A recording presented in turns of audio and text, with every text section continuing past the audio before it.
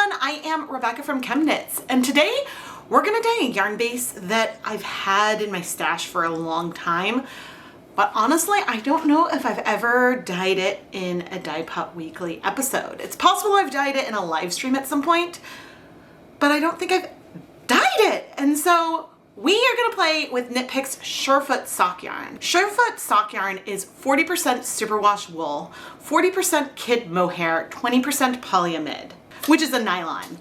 I honestly have not worked with mohair a lot. I've worked with it a little bit, but I'm excited to try out this yarn because I know I have multiple skeins of this around in my stash and it's time to finally dye it.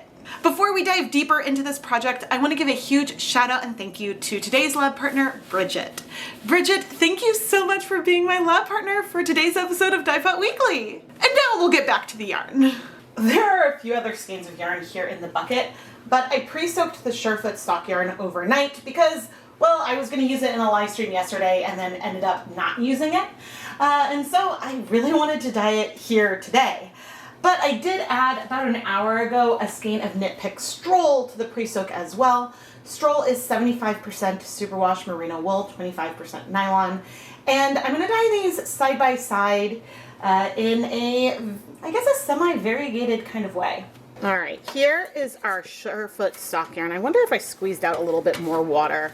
I think I did. I squeezed out more water there than I did in the Stroll, but I guess right now one difference that I notice is that even when wet, there's like a difference in the drape of the yarn. You can see how I move this around, and the Stroll, which doesn't like felt or anything, is just a little more stuck in on itself. But again, that could be the water content, but even with less water, yeah, that's just a difference that I see right away. I'm coming over with a mixture that was 4 cups water, 2 tablespoons of white vinegar.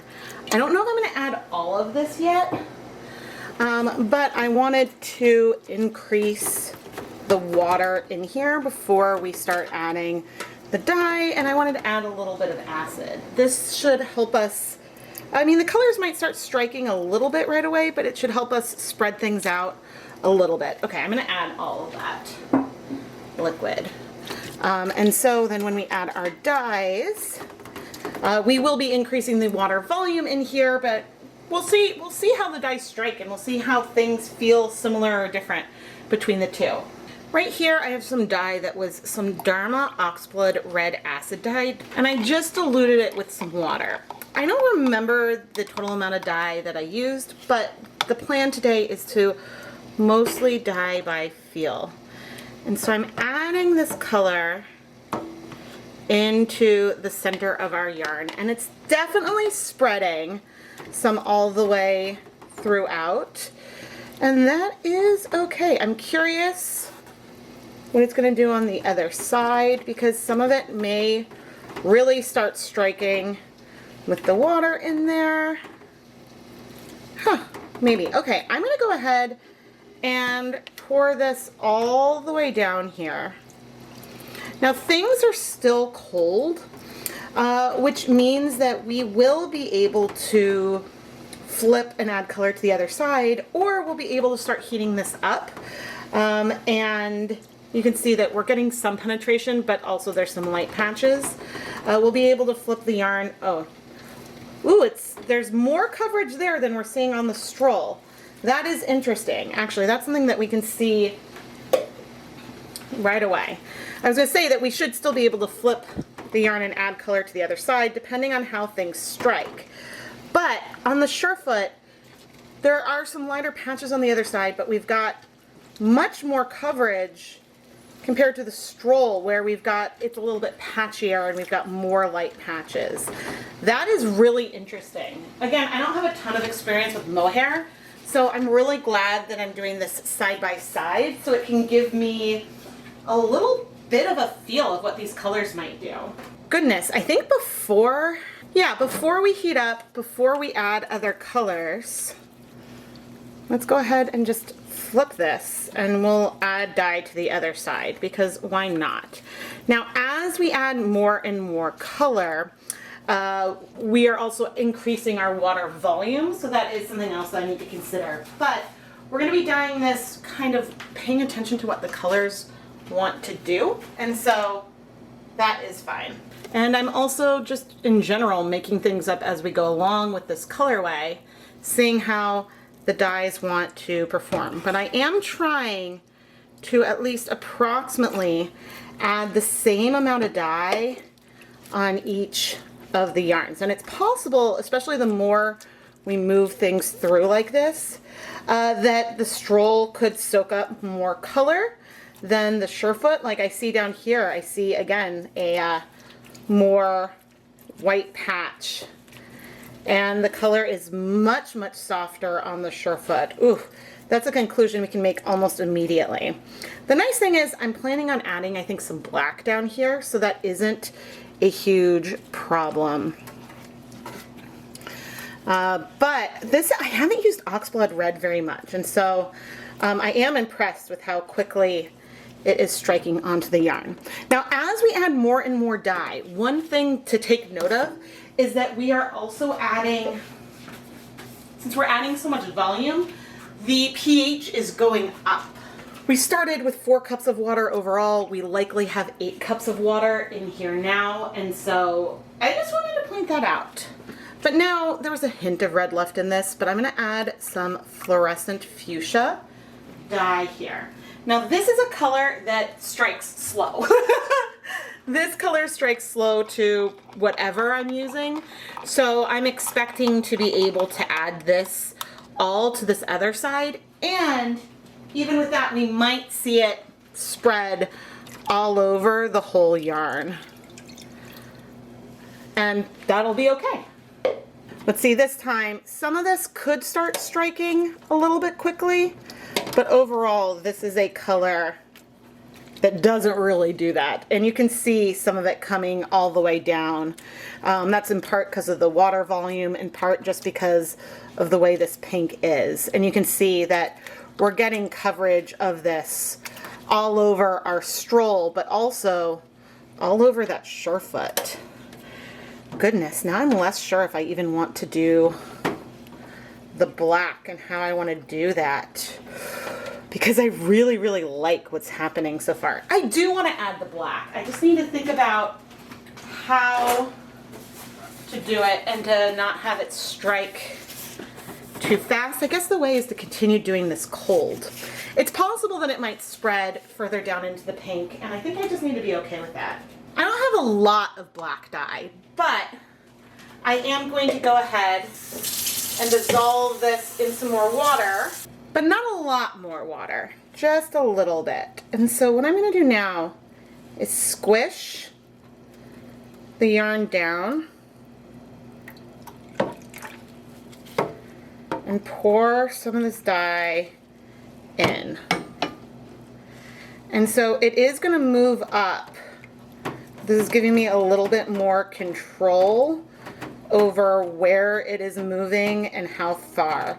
Now this looks like it's a lot of pigment. There really isn't that much. Oh good, this is helping me get coverage there. Now we still have some more of that black dye, which I'm going to go hold on to in case I want to put more of that over the rest of the yarn or something. But I think I like what's happening here now. Yeah, that actually worked pretty well. All right, I am going to wash my gloves. And now I'm going to turn on the heat so we can start heating things up.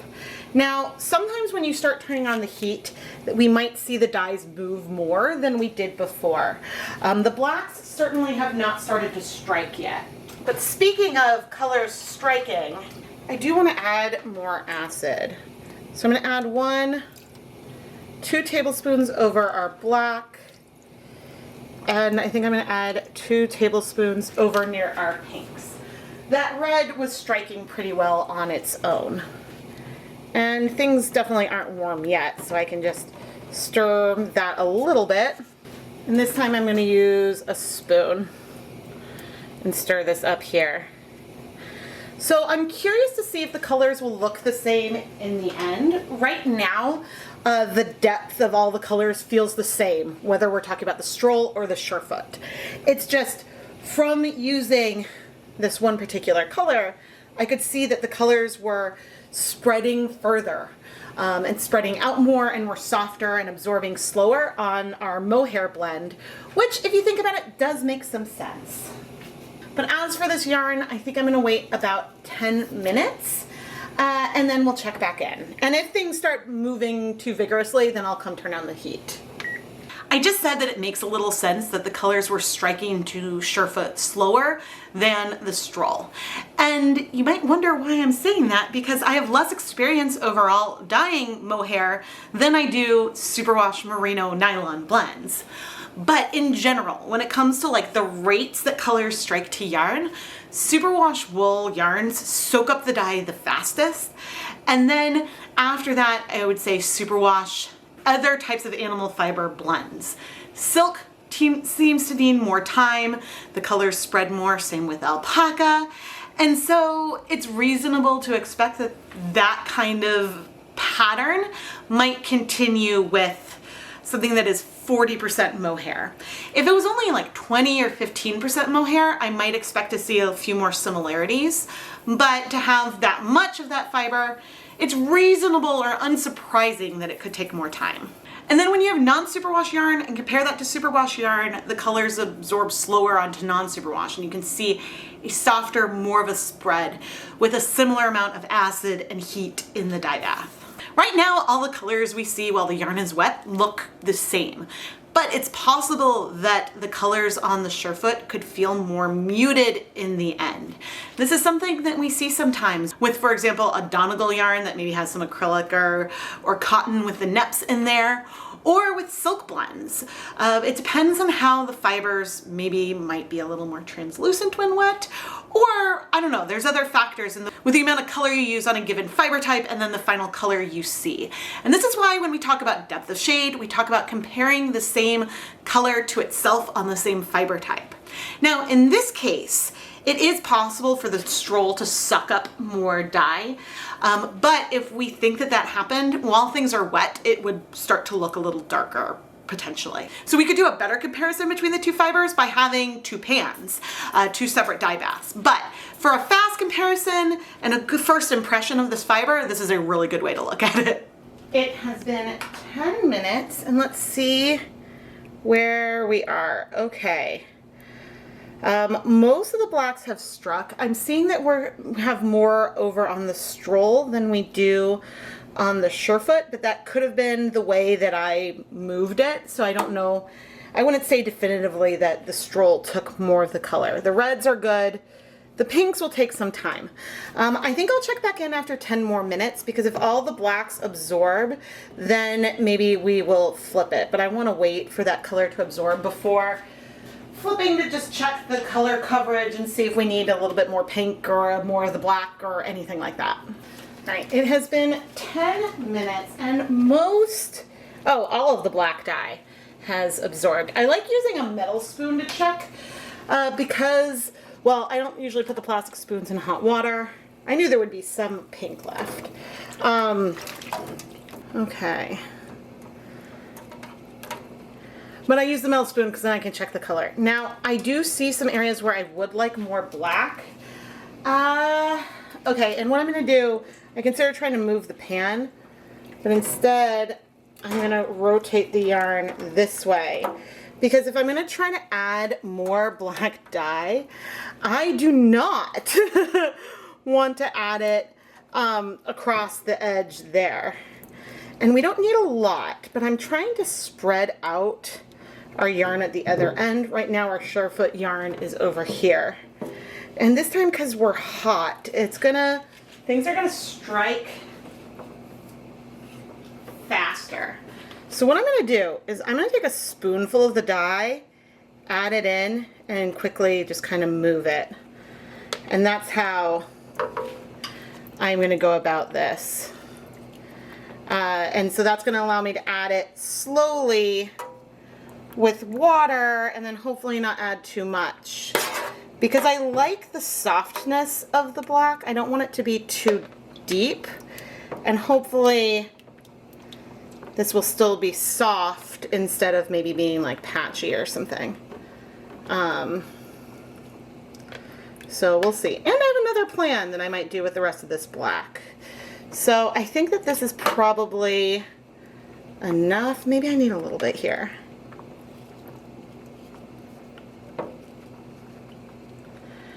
Because by having it on the spoon, when I lower it down, it immediately hits the water, which allows me to soften it a little bit. Maybe I'll do one more just over here. All right, I think we're pretty good.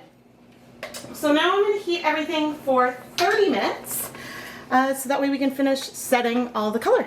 The 30 minutes are up, or the 30 minutes total. I guess, no, I did do 30 minutes because I added more dye in here. But let's see, I'm not expecting to see any blacks left in there, but I do see a little bit of pink here in the dye bath, which is not unusual. And that's because these pinks can take longer to absorb. Now I could leave the yarn in here to get that last little bit of pink. However, almost all of this dye is in our yarn. And so I'm gonna lean into that and remove the yarn, let it cool so we can wash it. Here is our yarn. And I would say that right now, as we're about to wash it, the colors saturation-wise are extremely, extremely similar. So when it's dry, if they look different, we'll know that it was very similar when wet still.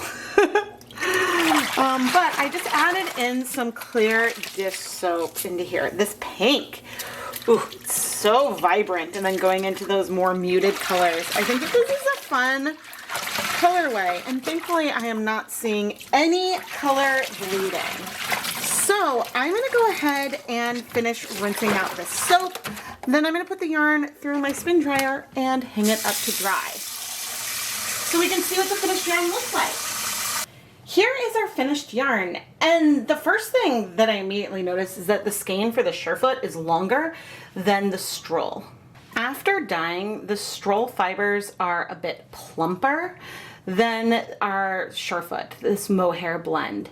And that's really interesting to me that the Mohair blend feels thinner because the Mohair blend has less yardage overall. There's only 437 yards per 100 grams for our Surefoot, when I think we've got 461 or 462 yards per 100 grams of the stroll. Ultimately, this doesn't mean anything bad. It just means that the Mohair likely is denser. It weighs more than wool, and so therefore yard per weight, you potentially have less yardage. Stroll is a very lofty, it's a very airy, and I think, I mean, it's hard to say on fingering weight. The Surefoot just might be a little bit denser. Color-wise, the two skeins feel very, very similar.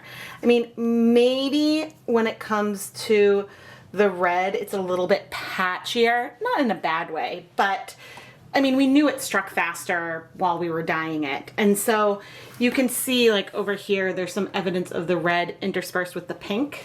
And this is our stroll. And so in here, you can see just some little patches of variation. Where on the Surefoot, the color segments and transitions are overall smoother. It does, however, almost feel like there's some heathering to it. I think that the different fibers maybe absorb dye at different rates. Maybe the Mohair absorbs a little bit less color. I can't say for 100% certainty, but it's very pretty. Depth of color wise, things feel very, very similar. Maybe the stroll is a hair darker, just a hair, which could coincide with that little bit of heathering I see. If Mohair needs more dye to be as vibrant as wool, which I don't know for sure that it does, this is just a hypothesis, then it would stand that the colors here might feel a little bit less bright, slightly lighter. Specifically in the area where we added the black, the stroll does have some patches that are darker than our Surefoot. And here with things overexposed, I think you can see the difference a little bit. Not that that is entirely conclusive, but I think that if you want to achieve a depth of shade of a particular color on Surefoot and you have a recipe for stroll, you might need to increase the amount of dye a little bit to color match. But, oh man, that's something that I've never really tried to like not only reproduce a recipe on yarn that needs a little more dye, but also like increase the amount of dye to try to achieve that color. I don't even know exactly how I would do that, but overall it just means that if I wanted to get a true black down here, I would have needed more dye. Bridget, thank you so much for being my lab partner for today's episode of Dyepot Weekly. I love the way that this yarn turned out, and I'm really happy to have finally done this comparison between Surefoot stock yarn and stroll. And honestly, I still don't know if this is the first time I ever have dyed Surefoot, and it came out beautiful, and I'm excited to dye it again. If you would like to learn more about how you can become a lab partner like Bridget, go and check out the listings in the ChemKnits Creations Etsy shop. Bridget, thank you again for being my lab partner. I am Rebecca from ChemKnits, and I really hope that you have enjoyed this video. I know I must have more Surefoot stock yarn in my stash, and so I hope to dye it more in the future. But if you want to learn more about the yarn base, I do have Knit Picks affiliate links down in the video description. Please subscribe, turn on notifications, and do all the YouTube-y things. That is the biggest way that you can help support the content here. But if you're looking for other ways to help support the content, as I mentioned, I have lots of affiliate links in the video description, both to Knit Picks and Amazon. All affiliate links are very clearly marked, so that way you know. And there are non-affiliate links as well to things that I recommend. But you can also find links to things like my Patreon, my Etsy shop, ChemKnits Creations, and more. I am Rebecca from ChemKnits, and thank you so much for watching.